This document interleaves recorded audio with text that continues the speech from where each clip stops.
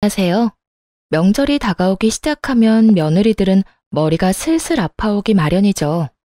저도 매 명절을 힘들게 보냈던 게 생각나네요.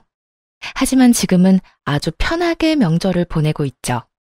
그 짜증나는 명절에서 어떻게 벗어났는지 알려드릴게요. 저는 평범한 회사원으로 자영업에 종사하는 남편과 만나 가정을 꾸렸어요. 신혼집은 경기도 외곽에 있었는데 남편 직장과 제 회사가 가까운 곳에 마련했죠.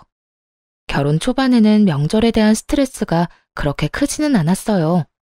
결혼 3년 차가 될 때까지는 친정에도 갈 수 있었으니까요. 사실 친정은 거의 땅끝마을에 가까운 아주 먼 지방에 있었어요. 가는 길마저 험해서 결혼 후에는 명절이나 연휴 때 한 번씩만 들를 수 있었죠. 너무 멀고 대중교통으로 가기도 힘든 곳이라 자주 못 가더라도 이해하고 넘어가려고 했어요. 그런데 결혼 4년 차가 되던 해부터 남편이 친정에 가는 걸 꺼리더군요. 여보, 솔직히 너무 멀잖아. 이번에는 그냥 연락만 드리고 용돈은 계좌로 붙여드려. 거기까지 내려갔다가 다시 올라오면 쉬는 시간도 없이 바로 출근인데. 힘들어서 일도 못해. 나뿐만이 아니라 당신도 마찬가지잖아. 이게 남편의 논리였고, 솔직히 미안할 일도 아닌데 괜히 미안하기까지 했죠. 친정이 너무 멀어서 남편이 많이 피곤하겠다 싶었어요. 괜히 이렇게 먼 곳에 직장을 가지게 된 스스로를 탓하게 되기도 했고요. 그런데 시모는 또 다른 이유로 저를 친정에 보내지 않았어요. 처음 남편 말을 따라 친정에 내려가지 못한 날, 시모가 저한테 그러더군요. 잘했다. 시집 왔으니 넌 죽어도 이 집 귀신이야. 친정 가봐야 이제 남이지. 우리 집에서 마음 편하게 지내라. 그리고 남편 내조도 좀 하고. 사위는 100년 손님이라잖아. 친정에 데리고 가봐야 손님밖에 더 돼. 너는 우리 집 가족이지만 거기서 우리 아들은 손님이라는 거 잘 기억하고. 요즘 세상에 장인 장모에게 잘하는 애교 많은 사위도 얼마나 많은데요.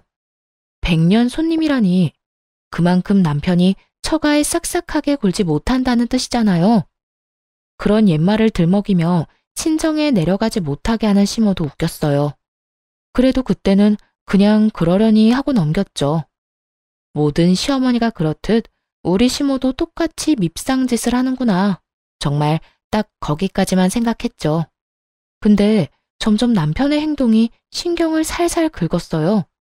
어느 순간부터 유별나게 시모만 챙기기 시작하더군요. 저는 명절에 친정도 가지 못하는데 부모님께 용돈을 50만 원 정도만 드렸거든요.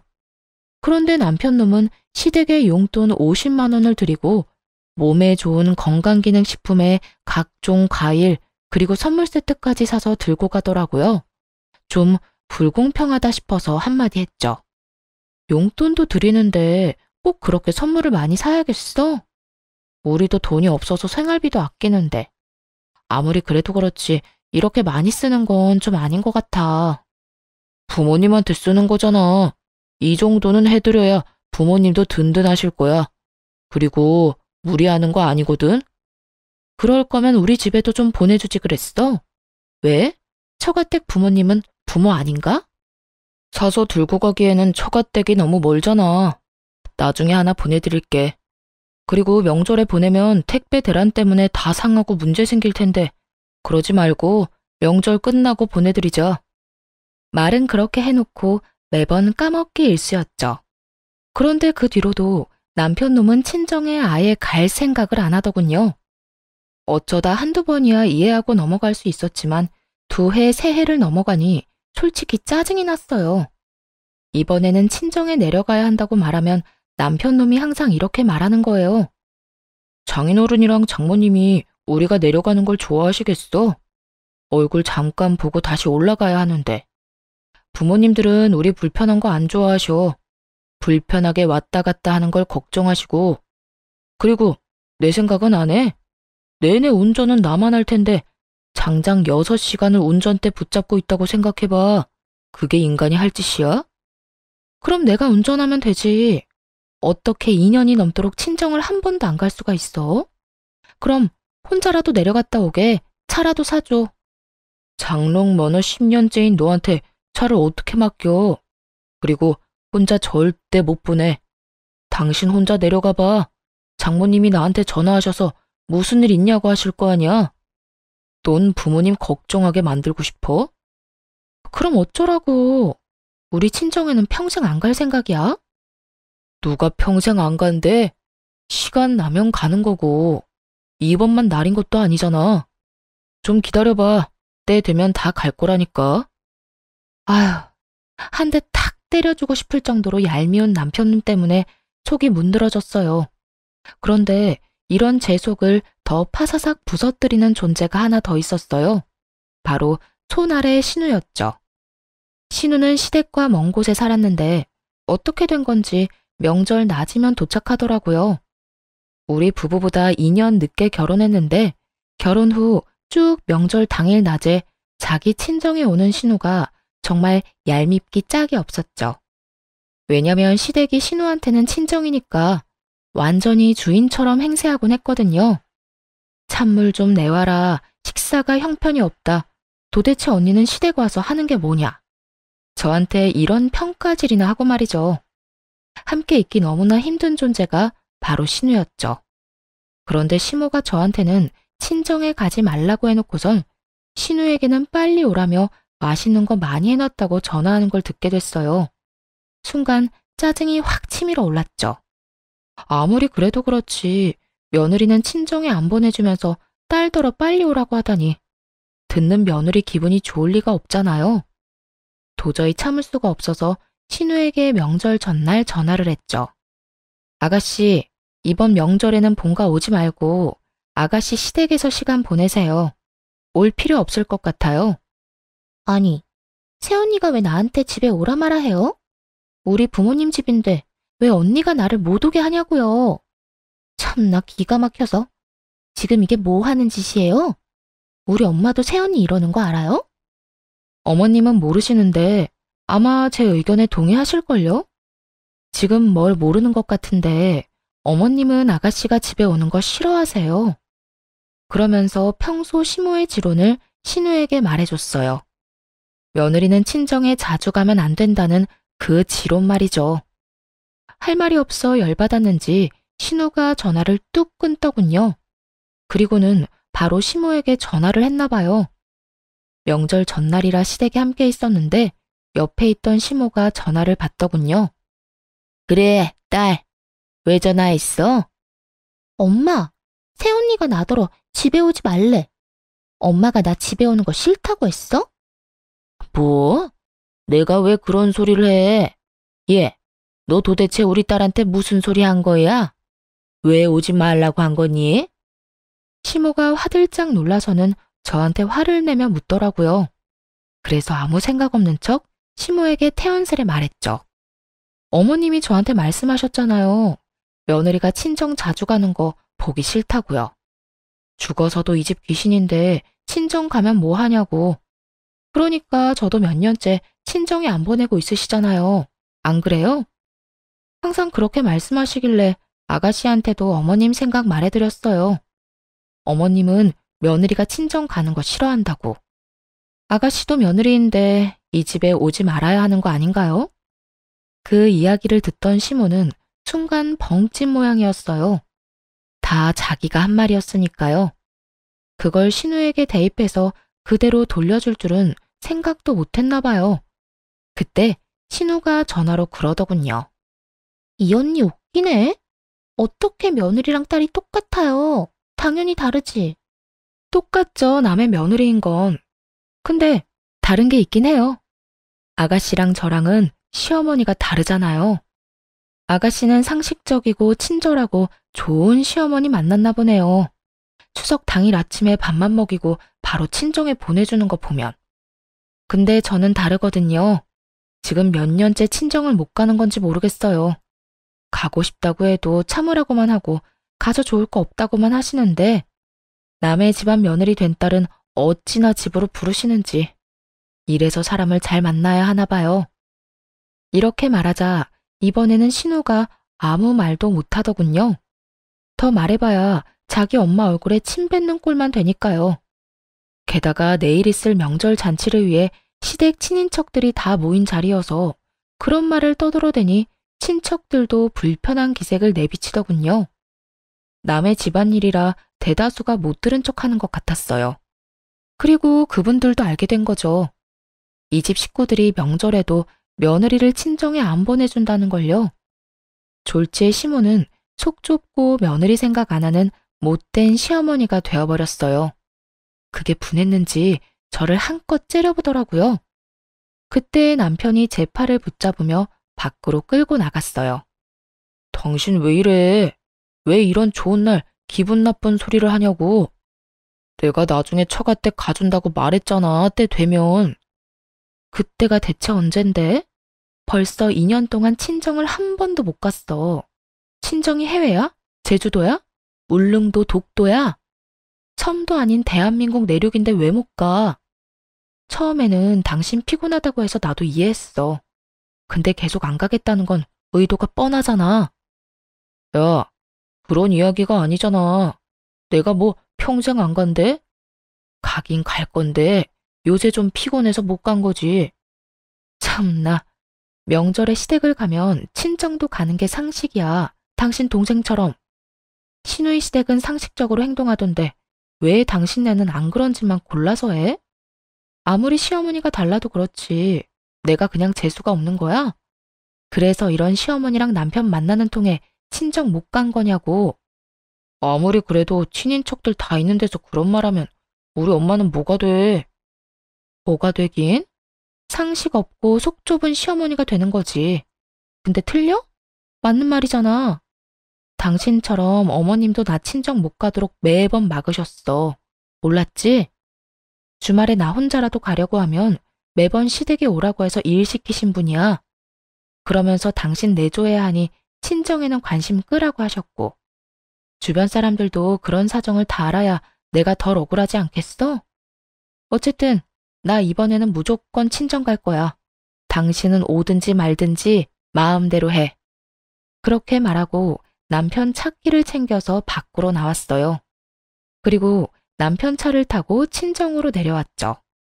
오랜만에 차를 운전하긴 했지만 친정으로 가는 길을 잊어버리지는 않았더라고요. 그렇게 혼자 내려갔더니 친정 부모님이 깜짝 놀라더군요. 너 연락도 없이 웬일이야? 얼마 만에 보는 거냐? 잘 지냈어? 아빠. 잘 지냈어. 근데 우리 사위는 왜 너 혼자 내려왔어? 아, 그 사람은 시댁에 있지. 나 혼자 차 타고 여기 내려온 거야. 이번에는 나도 친정에 오고 싶었거든. 그러고는 사가지고 온 선물을 부모님께 잔뜩 안겨드리며 집 안으로 들어갔어요. 왜 지금껏 못 드린 건강기능식품과 과일 바구니들 말이에요. 오랜만에 친정집에 들어서니 푸근하고 마음이 놓였죠. 친정에는 남편과 싸웠다는 이야기는 따로 하지 않았어요. 그런데 저 혼자 내려보낸 것이 눈치가 보였는지 남편 놈이 그 다음날 부랴부랴 친정으로 내려왔더군요. 시댁 차를 몰고 왔더라고요. 그런 남편 놈을 보며 무미건조하게 말했죠. 무슨 일로 여기까지 왔어? 시댁에 있지. 당신이 여기 있는데 내가 어떻게 계속 본가에 있어? 장인어른, 장모님, 잘 지내셨죠? 얼마 동안 못 내려와서 정말 죄송했습니다. 앞으로 자주 찾아올게요. 얼마나 갈지 모를 의미 없는 말을 꺼내며 남편 놈이 넉살 좋게 인사를 하더군요. 그래도 그냥 그러려니 했어요. 이 인간이 또 안 가겠다고 하면 혼자서라도 이렇게 오면 되겠다 싶었거든요. 그렇게 친정에서 쉬고 집에 도착하니 남편 놈이 그러더군요. 시모가 화가 많이 났다고요. 저는 별로 신경 안 쓴다고 왜 화가 나셨는지 모르겠다고만 했어요. 결국 남편 놈은 더 이상 이야기를 꺼내지 못했고 그렇게 명절이 끝나고 말았어요. 솔직히 마음속으로 앞으로 명절에 시댁엔 절대 가지 말아야겠다는 속셈이 있었거든요. 이제 저는 안 가고 남편만 보내면 되겠다 싶었어요. 그래서 별거 아니라고 생각하고 넘겼고요. 그런데 그대로 진정될 줄 알았던 마음에 이혼의 불씨를 지피는 일이 일어났어요. 바로 시모의 생일날 벌어진 일 때문이었죠. 그해 연말 시모 생일 잔치에 초대받아 갔어요. 생일 선물은 남편이 자기가 마련하겠다고 한지라 저는 신경도 안 쓰고 있었죠. 지난 명절 이후 시모와 화해를 한 것도 아니었고 가봐야 꽂아 놓은 보릿자루처럼 자리만 지키다 올 거라고 예상했거든요. 그리고 시모 생일 선물도 남편이 몇십만 원 정도 용돈이나 주고 말겠지 했어요. 처음에는 무슨 선물을 준비했는지 몰랐어요. 그냥 일반 종이 가방에 담겨 있었거든요. 남편이 시모에게 그걸 주며 나중에 집에 가서 열어보라고 하더라고요. 이때까지만 해도 아무 생각이 없었는데 시모가 그게 뭔지 너무 궁금했었나 봐요. 그래서 남편이 화장실 간 사이에 그걸 꺼내서 확인을 했는데 선물을 확인한 순간 제 눈도 뒤집어졌어요. 좋기 몇백만 원은 하는 명품 가방이었거든요. 이 인간이 친정엄마 생일에 준 선물은 12만 원짜리 화장품 세트였거든요. 그것도 인터넷에서 고르고 골라 제일 싼 거 사서 친정집으로 바로 붙여줬으면서 시모 생일에는 엄청나게 비싼 명품 가방을 준 거예요. 완전히 머리가 확 돌아버릴 만큼 열받더군요. 그리고 이렇게 화가 나는데도 또 다른 이유가 있었어요. 명절 이후에 남편놈이 시모에게 외제차를 사줬거든요. 시모가 바깥 활동을 하는데 차가 없어서 힘들다는 이유로요. 그때 남편에게 엄청 화를 냈었어요. 몇 달 전에 저한테 돈까지 빌려간 인간이 그렇게 큰 돈을 펑펑 쓰니까 화나잖아요. 그래서 시어머니 외제차 사줄 돈은 있었냐고 따졌죠. 그랬더니 남편이 뭐라고 한 줄 아세요? 자기 돈으로 부모님 좋은 거 해드리겠다는데 뭐가 그렇게 안이 꼽냐고 하더라고요. 하긴 빌린 돈 보태서 자기가 번 돈으로 효도하는데 뭐라 할 수는 없죠. 하지만 기분이 더러운 건 사실이잖아요. 그날 저녁 돌아오면서 남편한테 그랬죠. 어머님, 명품 가방 사드렸더라? 어? 어떻게 알았어? 어머님이 자랑하고 싶으셨는지 당신 없을 때 열어보셨거든. 돈 없다면서 나한테 빌려가 놓고 아주 어머님한테는 펑펑 쓰네? 그렇게 돈 많으면 내 돈 먼저 좀 갚지 그래? 나도 우리 엄마한테 돈 한번 펑펑 써보게. 여보, 당신한테 빌린 돈은 이렇게 개인적으로 쓴 게 아니야. 가게에 필요한 돈이라 빌린 거잖아. 그리고 엄마한테 준 거 진짜 명품도 아니라고. 그냥 레플리카야. 몇십만 원 하는. 태연하게 말하는 남편놈을 보며 속으로 코웃음을 쳤죠. 그게 레플리카인지 진짜인지 구분을 못하겠냐고요. 마침 일하는 회사에 명품 가방 수집에 진심인 동료가 있었는데 저도 그 친구 덕에 짝퉁이랑 진짜는 구분을 참 잘하거든요. 그 비싼 걸 싼값에 샀다고 거짓말하는 남편을 보니 정말 괘씸하더라고요. 그래서 몰래 한 가지를 계획했어요. 시모가 연말에 우리 집에서 며칠 지내고 싶다고 했거든요. 남편놈이 그렇게 하라고 해서 시모가 오기로 했는데 저는 쏙 빠지려고 준비했어요. 그래서 시모가 온다는 날 전날부터 시모가 가는 그 다음 날까지 연차를 썼고 그대로 친정으로 피난을 가버렸죠. 집에 왔다가 제가 없어진 걸 눈치챘는지 시모가 급히 전화를 하더군요. 전화를 받았더니 바로 막말을 쏟아냈어요. 넌 도대체 어떻게 된 애가 내가 온다고 했는데 집을 비워? 이래가지고 밥은 어떻게 먹니? 너 평소에도 이렇게 자주 집에 안 들어오니? 우리 아들 밥은 먹이고 회사 다니는 거야? 이래서 집안에 사람을 잘 들여야 하는 법인데 어떻게 이런 게 우리 집에 들어와서 내 속을 썩이는지. 당신 지금 어디야? 어딜 가면 간다고 이야기는 하고 가야지. 나 지금 친정 내려가는 길이야. 어머님은 내일 오신다더니 하루 빨리 오셨네. 나도 급한 볼일이 있어서 내려가는 거니까 당신이 어머님 좀 잘 보살펴 드려. 당신 어머니잖아. 친정? 갑자기 친정에는 왜 가는데? 그것도 혼자서? 무슨 일 있어? 누가 불러서 가는 거야? 무슨 일인데 말 좀 해봐. 남이사, 누가 불러서 가든 그냥 가든 당신이 뭔 상관이야?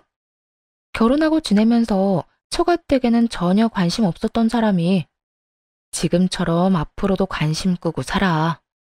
여보, 잠깐만. 전화 끊지 말고. 다급하게 말하는 남편의 목소리를 뒤로하고 전화를 뚝 끊어버렸어요. 자기들끼리 집에서 지지고 볶든 제 알바가 아니었죠. 그런데 좀 이상하긴 하더라고요. 왜 친정에 간다니까 저렇게 예민하게 구는 걸까요? 시모는 저한테 짜증을 냈지만 남편의 반응은 뭔가 달랐어요. 뭔가 조급해하고 초조해하는 기색이 있었죠. 그렇게 이상하다 싶은 마음을 가지고 친정에 도착했어요. 남편에게 말했다시피 사실 친정에 볼 일이 있긴 했어요. 얼마 전에 시골 삼촌이 돌아가셨거든요. 그 삼촌은 원래 도시에서 살았는데 할아버지께서 시골로 내려와 농사 짓는 자식에게 유산을 다 물려주겠다고 했거든요. 가족도 없이 혼자 지내던 삼촌은 할아버지 뒤를 이어 시골에서 농사를 짓게 됐죠. 그런데 그분이 돌아가신 거예요. 결혼도 안 하고 자식도 없는 분이라 형제인 아버지께 이제 그 유산이 상속됐어요. 아버지는 제게 그 땅이랑 유산을 다 물려주겠다고 하셨어요. 결혼 전에 엄마께 골수 이식을 해드렸는데 딸이지만 그 일이 참 고마워서 이번에 받은 유산을 다 주겠다고요. 그래서 이번에 아버지랑 이 재산을 어떻게 할까 의논할 겸 친정에 간 거였죠. 그런데 집에 도착해서 삼촌 재산에 대해 이야기하는데 아버지가 살짝 제 눈치를 보더니 이렇게 말씀하더군요. 그런데 남편 사업이 아직도 많이 힘들어? 아빠는 네가 이 재산 어디다 쓰든 상관 안 할 테니까 네 남편이 힘들다고 하면 이거 팔아서 돈 마련해. 너야 월급쟁이라서 돈 걱정 많이 안 하겠지만 자영업 하는 사람은 또 다르잖아. 저가에 돈 빌리는 게 참 어려운 일인데 따로 와서 부탁까지 할 정도면 많이 안 좋다는 이야기잖아. 불경기에는 장사가 잘 안 돼서 적자도 많이 날 텐데. 그럴 때 너한테까지 부담이 가지 않게 평소에 투자를 좀 해주면. 잠깐만, 아빠. 그게 무슨 소리야? 남편이 아빠한테 돈 빌리러 왔다고? 너 몰랐어? 나는 너도 알고 있는 줄 알았는데. 아니, 언제? 얼마를 빌려갔는데? 3달 전쯤에 와서 가게가 힘든데 너까지 힘들어한다고 혹시 돈 좀 빌릴 수 있냐고 해서 빌려줬지. 6천만 원 정도. 아버지의 이야기를 듣자마자 재빨리 머리를 굴렸어요. 3개월 전쯤에 무슨 일이 있었나 하고 말이죠. 그리고 나온 결론에 정말 경악하고야 말았어요. 3개월 전에 남편놈이 시모에게 외제차를 사줬었거든요. 이 정신 나간 놈이 아빠를 속이고 돈 빌려다가 시모 외제차를 사준 거예요. 아마 그 명품 가방도 아버지가 빌려준 돈을 보태 마련했겠죠. 저한테도 돈 없다고 빌빌거리면서 1년 전에 돈 빌려간 놈이 저 몰래 아빠에게도 돈을 빌려갔다는 이야기를 들으니 진짜 열불이 나더라고요. 이제야 남편 놈의 이상한 반응이 이해되기 시작했어요. 이 나쁜 놈이 저 몰래 친정 아빠한테 돈 빌린 걸 들킬까봐 친정에 간다고 할 때마다 그렇게 예민하게 군 거였어요. 와, 있는 도끼에 발등 찍힌다는 말이 있긴 하지만 이렇게 호되게 찍힐 줄이야. 정말 상상도 못했거든요. 그저 귀찮아서 친정에 안 내려가는 것이라 생각했는데 그게 아니라 이런 미친 짓을 저 몰래 하고 있었다니. 화가 치밀어 올라 계획보다 더 빨리 일을 마무리하고 집으로 향했어요. 친정에 있는 내내 남편에게서 전화가 왔는데 모조리 씹어버렸더니 나중에는 문자까지 보내오더군요. 어디냐, 언제 오냐, 내가 내려갈까 하고 말이죠.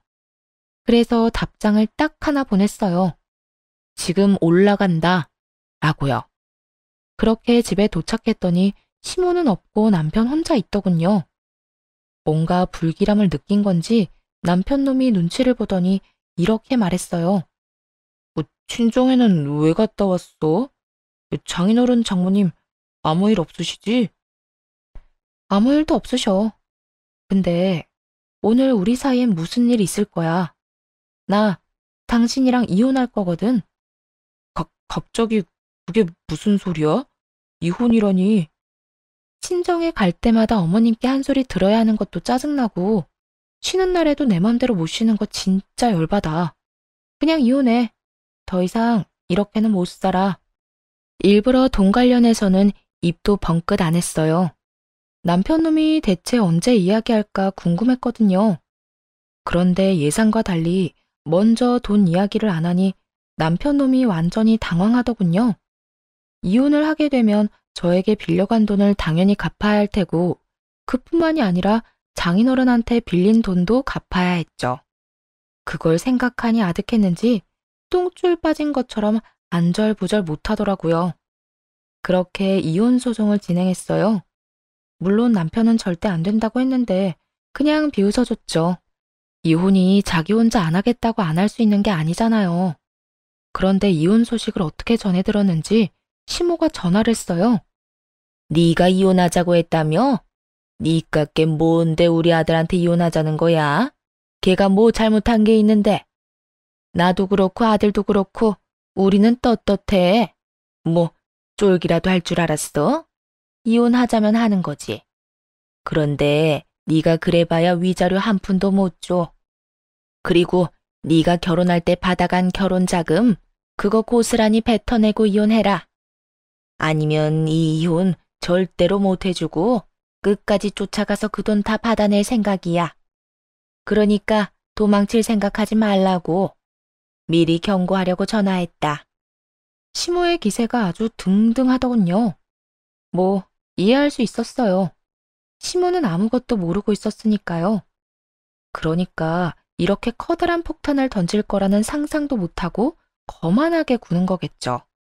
그래서 그 다음날 준비한 서류를 들고 시댁을 찾아갔어요. 시모가 팔짱을 딱 끼고 두 눈을 부라리며 저를 쳐다보더군요. 그런 시모를 보며 그저 웃으면서 가지고 있는 서류를 거실 탁자 위에 올렸어요. 서류에는 1억이라는 큰 돈을 시모가 제게 줘야 한다는 글이 적혀 있었죠. 그 내용을 보고 당연히 시모는 어리둥절해 하더군요. 분명히 자기가 돈을 받아내야 한다고 생각하고 있었는데 오히려 본인에게 1억이라는 큰 돈의 청구서가 돌아갔으니까요. 이게 뭐야? 네가 나한테 돈을 준다는 얘기니? 아니요. 어머님이 저한테 1억을 주셔야 한다는 얘기예요. 그게 무슨 소리야? 너 결혼할 때 내가 1억 줬잖아. 그거 너 다 했잖아. 그러니까 이혼하면 그거 다시 다 돌려줘야지. 어디서 사람을 속이려고? 예상대로 시모는 미친 듯이 소리를 치며 거짓말하지 말라고 난리를 피우더군요. 저는 시모와는 정반대로 차분해졌죠. 여기 남편 통장 내역이 있어요. 어머님이 주신 1억 제 통장에 들어온 게 아니라 남편 통장으로 들어갔고요. 그 1억은 결혼 자금과는 아무런 상관없이 남편 가게 사업 자금으로 들어갔어요. 보면 아시죠? 한글 못 읽는 거 아니시잖아요. 그리고 그 이후로 제가 남편한테 결혼 자금으로 받은 돈은 조금도 없어요. 남편 통장, 제 통장, 어딜 봐도 그런 내역은 없잖아요. 안 믿기시면 변호사 통해서 금융기록 같은 거 살펴보셔도 돼요. 이야기를 듣는 시모 얼굴이 딱딱하게 굳어가기 시작했어요. 그러거나 말거나 서류를 다음 장으로 넘겨서 다시 또박또박 말했죠. 그리고 이건 남편이 저한테 빌려간 4천만 원에 대한 이체 내역이고요. 빌려주면서 당연히 갚으라고 이야기했고 그 돈은 온전히 제 월급으로 모은 거 확인할 수 있어요. 그리고 제 통장에는 남편이 그동안 준 생활비 내역이 있는데 6년이라는 기간을 다 통틀어도 총 금액이 1,000만 원도 안 돼요. 그렇다고 남편이 살면서 생긴 빚을 따로 갚은 것도 아니고요. 가게가 어렵다는 말에 제가 6년간 빌려준 금액이 더 커요. 정 의심되면 그것도 금융기록 뒤져보시고요. 그러면서 바쁘게 다시 다음 장을 넘기며 또 말했죠. 시모는 남편과 제가 준비한 서류를 번갈아 보며 몸을 부들부들 떨더라고요. 이건 남편이 저희 아버지에게 빌려간 6천만 원에 대한 차용증이에요. 이건 저도 몰랐는데 얼마 전에 어머님께서 저희 집에 와서 쉬셨잖아요. 그때 연차 쓰고 친정에 내려갔다가 처음 알게 된 사실이에요. 남편이 저한테 아무 말 안 하고 아버지께 돈을 빌렸더라고요. 그 때문인지 친정에 내려가는 저를 방해까지 했고요. 여보, 어, 내가 방해를 한 게 아니라. 남편 놈이 찔리는지 중간에 변명을 하려고 하더라고요. 저도 말이 곱게 나오진 않았죠. 그럼 언제 이야기할 생각이었는데? 너 내가 그날 친정 내려간다고 했더니 필사적으로 막았잖아. 네가 우리 아빠한테 나 몰래 돈 빌린 거 안 들키려고. 게다가 빌려놓고 갚을 생각은 안 하고 펑펑 쓰기만 해? 그걸 어디다 썼는지 내가 모를 줄 알아? 이 가증스러운 쓰레기 같은 인간아. 밥벌레 같은 새끼. 감히 우리 아빠가 피땀 흘려 번 돈으로? 한동안 남편을 욕해주며 째려보다가 시모에게로 고개를 돌렸어요. 시모는 여전히 서류를 붙잡고 못 믿겠다는 듯 바라볼 뿐이었죠. 그러니까 결국 어머님께 드리고 싶은 이야기는 결혼 자금으로 주신 1억 중 제가 쓴 건 없으니 남편한테 받으시라는 말이에요. 또 이 1억은 원래 남편한테 받아야 하는데 남편이 한 푼도 없다고 해서 어머님께 말씀드리는 거예요. 아니, 이걸 왜 내가 갚아? 아들이 빌렸다면서 그러면 아들이 줘야지. 그리고 우리 아들이 왜 돈이 없어? 너희 집이 있잖아. 팔면 돈 나올 텐데 그걸로 마련하면 되지.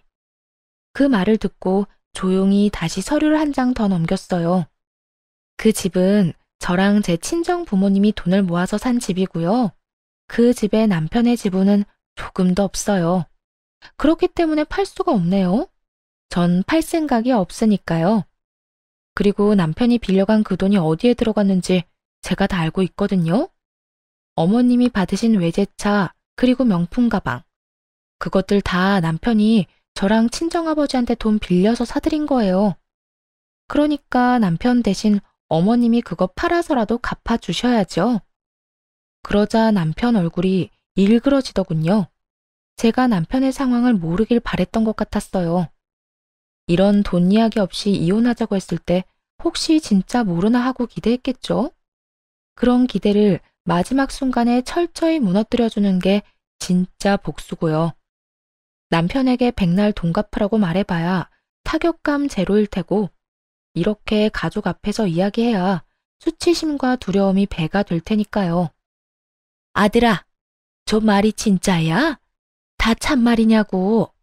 너 나한테는 그 집이 다 네 거라며. 거기다 결혼자금 1억도 다 집 사는데 썼다며. 근데 뭐? 빚이 1억? 너 도대체 뭐 하고 다닌 거야? 엄마, 제가 차 사드렸잖아요. 사람 혼이 빠지도록 무조건 비싼 차 사달라고 한 사람이 누군데요? 안 될 것 같다고 했을 때 엄마가 뭐라고 했는지 기억 안 나요? 돈 빌려서라도 사주는 게 자식된 도리라면서요. 그래서 장인어른한테 빌려다 외제차 해드렸잖아요. 남편 놈이 도리어 화를 내며 말하자 시모는 충격을 이기지 못했어요. 너 그걸 말이라고? 아이고 머리야. 아이고. 시모가 머리를 부여잡고는 못 쓰러질 듯 휘청거리더군요. 그러다 소파 위로 풀썩 주저앉았어요. 그리고 잠시 후 처음과는 전혀 다르게 차분해진 목소리로 슬쩍 말하더군요. 예, 나는 이런 사정 같은 거 아무것도 몰랐어. 우리 아들이 이런 짓을 했을 줄은. 이건 정말 큰 문제야. 그냥 넘어갈 수는 없지. 그런데 이렇게 이혼해서는 안 돼. 차라리 같이 살면서 갚게 하는 게 낫지 않겠니? 아까의 기세등등하던 태도는 어디로 갔는지 이제는 시모가 이혼하지 말라고 권유하더군요. 살면서 돈을 갚도록 하는 게 더 좋다는 이유로 말이죠. 안면물수라는 게 이럴 때 쓰는 말일까요? 너네가 이혼한다고 쫄릴 줄 아냐며 큰 소리는 펑펑 쳐놓고 남편에게 빚이 1억 있다는 걸 알자마자 급박하게 꼬리를 내리는 시모 꼴이라니. 게다가 남편이 빈털털이라는 것을 알고는 저를 묶어두려는 것 같더군요. 이미 시모와 남편이 어떤 사람들인지 다 아는데 그게 가능할 리가 없잖아요. 솔직히 두 사람이 저한테 조금이라도 친절하게 대했다면 그리고 저를 속이지 않고 친정에 가도록 배려해줬다면 이혼까지 생각했을까요? 분명 고민이야 했겠지만 이혼은 안 했겠죠. 그렇지만 남편의 행동이 너무 치사했잖아요. 친정에는 내려가지도 못하게 한 주제에 장인어른한테 빌린 돈으로 시모에게 외제차와 명품백을 사주다니. 그런 남편놈을 보고 누가 이혼을 생각하지 않을 수 있겠어요? 저는 코웃음을 치며 시모에게 말했죠. 아드님 이혼 안 시키고 절 붙잡아 보려는 그 마음은 알겠지만 이미 늦었어요. 이혼 소송 진행 중이거든요. 그리고 이혼하든 안 하든 이 돈은 남편이 갚아야 하는 거고요. 저희 아버지도 그렇고 저도 그렇고 이 돈 어떻게든 받아낼 거예요. 그제야 시모가 무너지더군요. 갑자기 고개를 쳐들더니 실성한 여자처럼 아들에게 소리쳤어요. 난 못 갚아. 네 잘못이고 네가 빌린 돈이니 네가 갚아. 내가 뭔가 해줄 거라고 절대 기대하지 마. 잘못한 건 네 놈이고 나는 결백하니까. 결백한 것 치곤 시모가 받아먹은 게 워낙 많아서 남편 놈도 가만히 있진 않았어요. 아니, 그 돈 빌려서 온전히 저한테 쓴 것도 아닌데 왜 못 갚아주는데요? 와, 엄마 진짜 얼굴에 철판 제대로 깔았네. 그만큼 받아놓고 이제와 발뺌을 하신다? 그건 제가 용납 못해요. 두 사람은 1억이라는 빚 앞에 한치도 물러서지 않고 팽팽하게 싸우더군요. 그런 둘을 놔두고 그 집을 빠져나왔어요. 그리고 집에 오자마자 용달차 부르고 안방에 있는 남편 짐부터 꺼냈죠.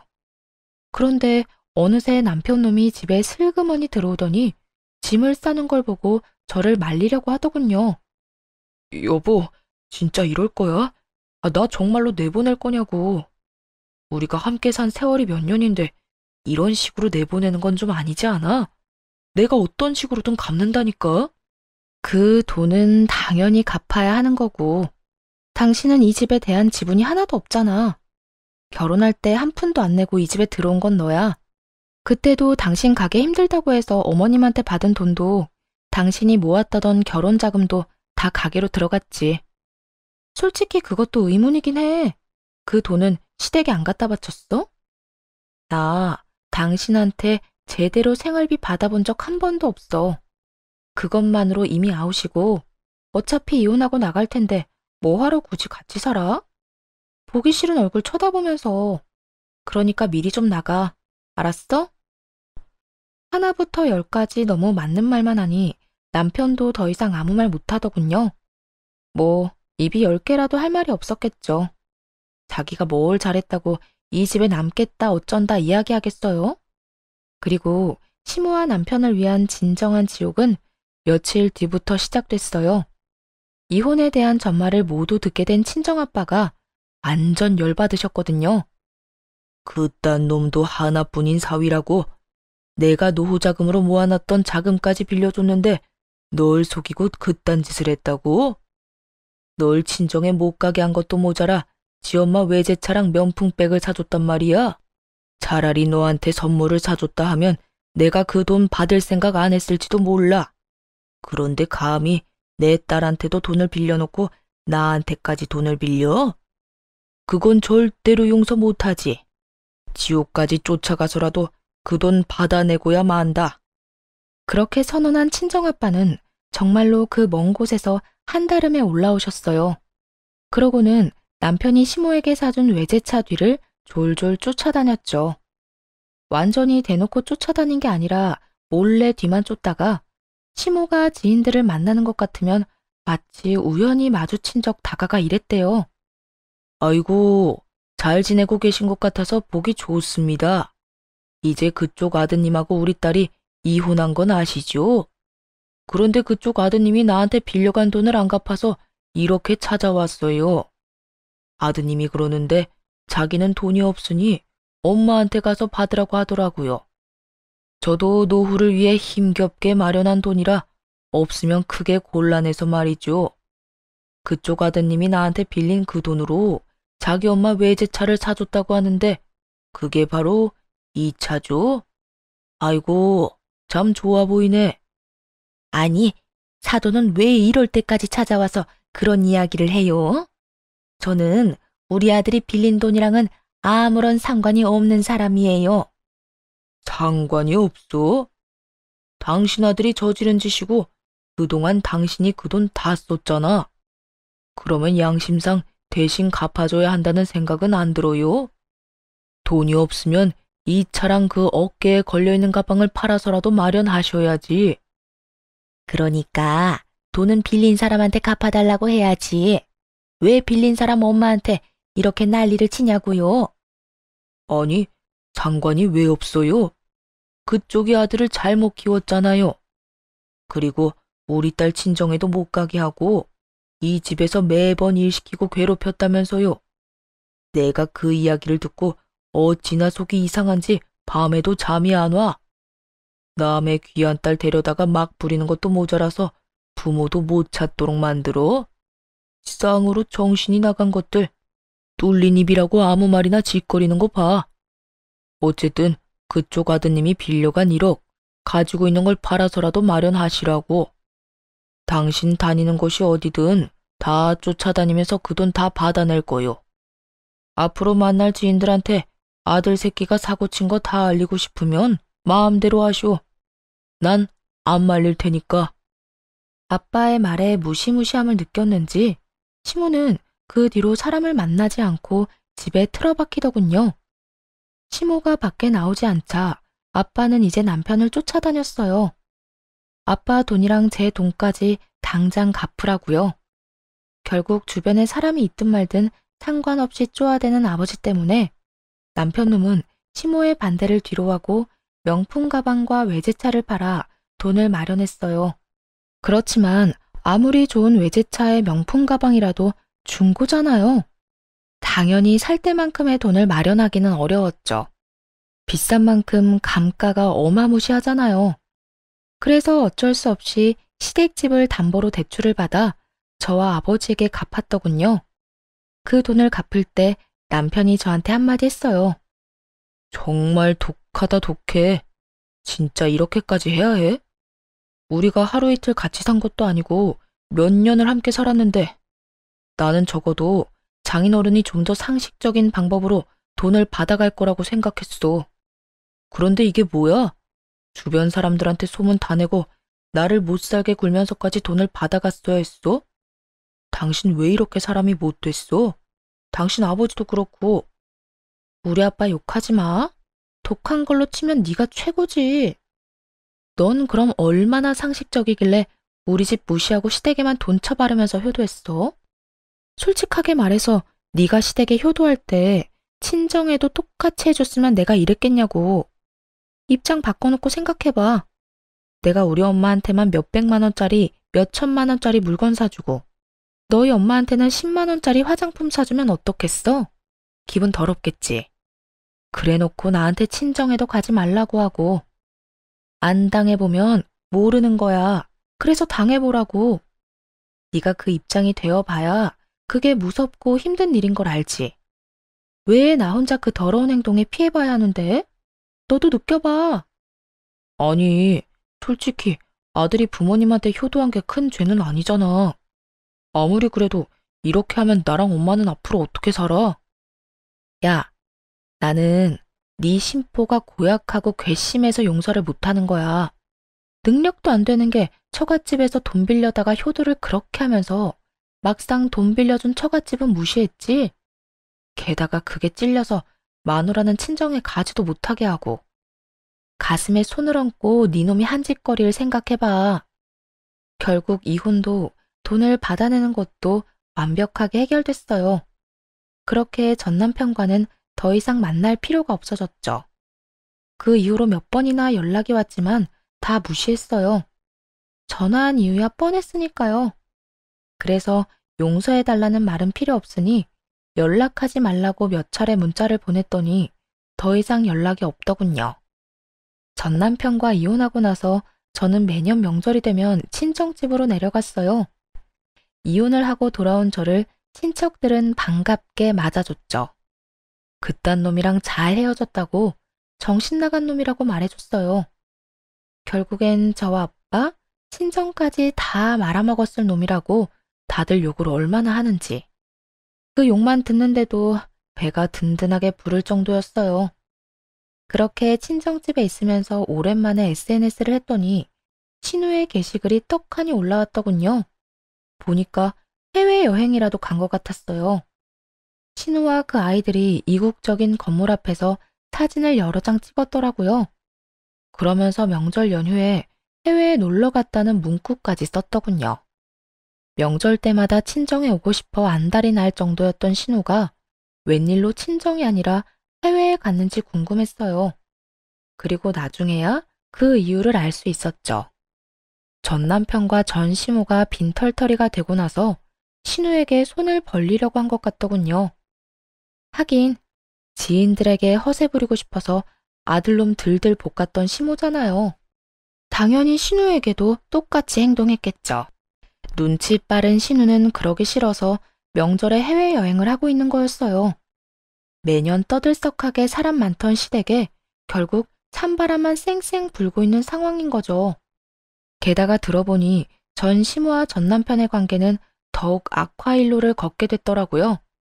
전 남편이 결국 시댁에서 나와 가게에서 숙식하고 있다는 소식을 들었어요. 자신을 구박하고 차랑 가방 돌려달라며 찡찡대는 시모 때문에 말이죠. 전 남편도 자신이 그렇게 살게 될 줄 알았으면 그런 짓을 안 했을 거예요. 한치 앞도 못 보고 안일하게 생각한 결과가 겨우 그거라니. 그렇다고 다시 걷어줄 건 아니지만요. 시모도 초라하기는 마찬가지였죠. 아들 하나 믿고 소소하게 며느리 괴롭히며 사치나 부리며 살더니 결국 그 돈들이 사돈집에서 나온 거라는 걸 알고서는 완전히 무너져 버렸잖아요. 자기 욕심 때문에 자식이 저 지경이 된 건 눈에도 안 들어오고 그저 자기한테 줬던 걸 뺏었다는 생각만으로 자식을 모질게 대하니 전 남편도 그런 전 시모에게 정이 다 떨어졌겠죠. 결국 시모는 이제 명절을 아주 조용하고 조촐하게만 보내게 됐고 나날이 아들, 딸의 지원도 끊겨 근근히 살아가고 있다고 하더군요.